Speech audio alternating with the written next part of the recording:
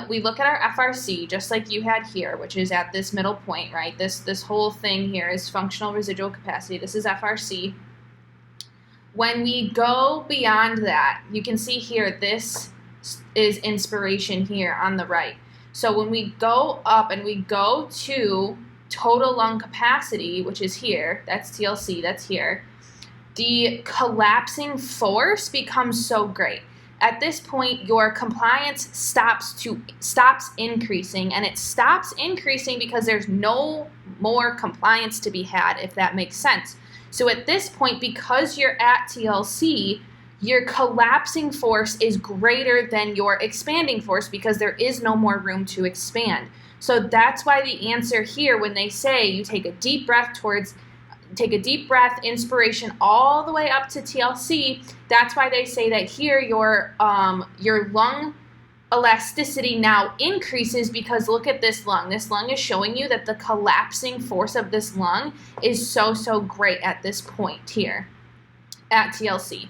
And vice versa, when we go here, when we go and we start to meet our residual volume, now we've reached the point where our lungs cannot collapse anymore, because if they collapse anymore, they will collapse. Like if they shrink anymore, they will collapse. So at this point here, your lungs want to expand. That's why this arrow is a lot bigger here at A, is because here at this point at residual volume, now your lungs want to expand rather than contract, which means that elasticity is low and compliance, or your willingness to go towards compliance, is higher, and it is increasing now at this point, because you can only increase your lungs at this point. If you were to decrease compliance anymore at this point, you're gonna end up with collapsed lung, a pneumothorax.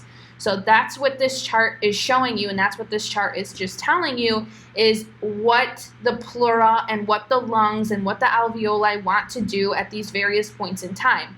So obviously the purple curve here in the middle that I've drawn, or that is drawn, this is the collapsing force and the expanding force. So this is both of them, and this is where the forces meet here in the middle, is this one right here. But then if you just look at one versus the other, which is what this is showing you here, these two lines, you can see that this is, these lines are different, right?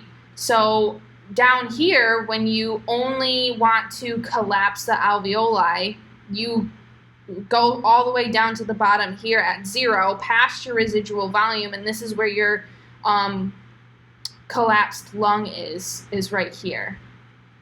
So this whole thing is literally just the purple line, lung expansion, right? This is your chest wall here, is purple line, and then blue line is your lungs. And so when your chest wall and your lungs are at equilibrium, which is this curved line in the middle, this is what you get.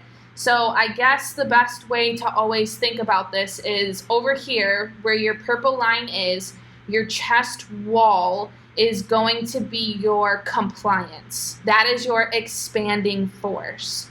Whereas this blue line here, that's your lungs, this is your elasticity, or your collapsing line here, because the lungs always want to collapse and the chest wall always wants to expand, and it's because of the equilibrium between the lungs and the chest wall that we end up getting this line here in the middle.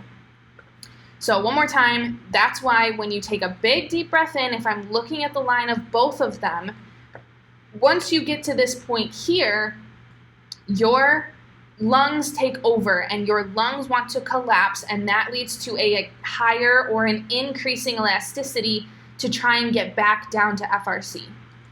Increased elasticity to get back down to FRC. And then vice versa, when we're down here at our residual volume, now your lungs want to, or your chest wall wants to expand. Your chest wall wants to expand, which is going to lead to an increasing compliance to get back to FRC.